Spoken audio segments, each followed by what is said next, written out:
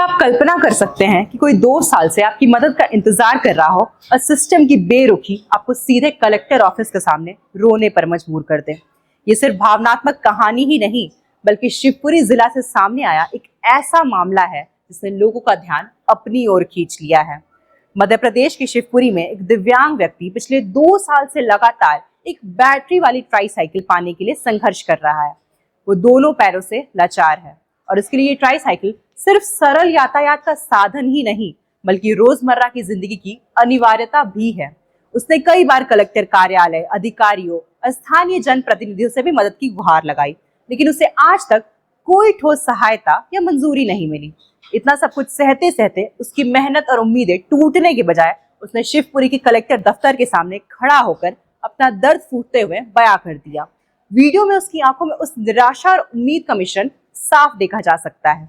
एक तरफ आशा कि उसकी आवाज सुनी जाए, तो दूसरी तरफ सिस्टम की बेरुखी पर कड़ा आरोप।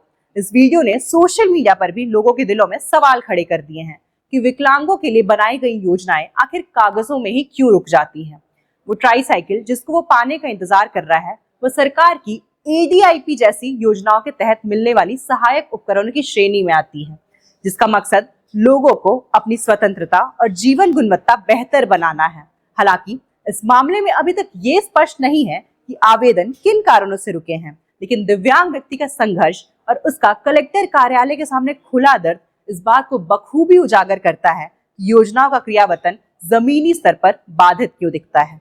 लोगों ने इस घटना को सोशल मीडिया पर सुना और कई ने इसे विकलांगों के अधिकार के प्रति सिस्टम की गंभीर लापरवाही बताया।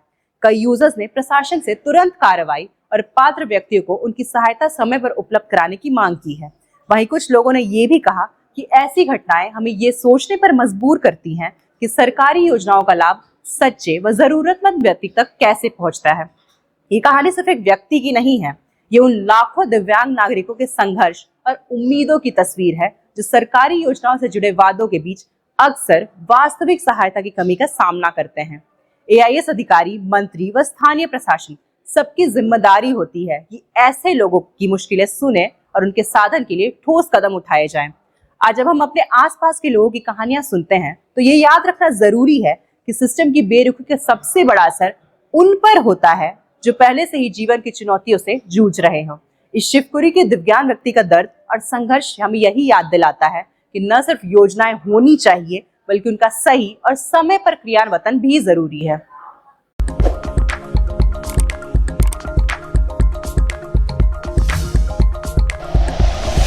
Like and share videos, subscribe करें हमारा चैनल और प्रेस करें बेल आइकॉन। News 11 भारत, सच है तो दिखेगा।